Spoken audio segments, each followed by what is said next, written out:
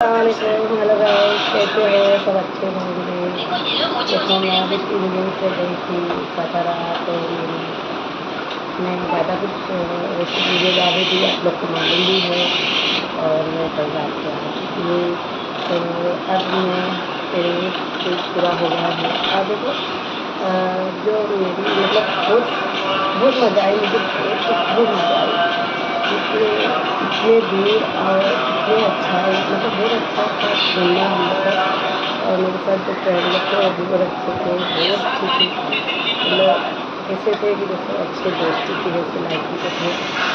और अब हम दूसरे ट्रिप जा रहे हैं। ट्रिप में आज है 19 तारीख, तो आने वाली 10 तारीख को हम लोग जाने वाले हैं।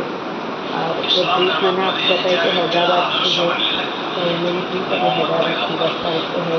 इसके लिए प्लीज़ प्लीज़ मुझे हेल्प करो और मुझे कमेंट भी करो, क्योंकि आप लोग नहीं करेंगे तो कौन करेगा। और सजेशन मतलब दिया करो कि मैं कुछ आगे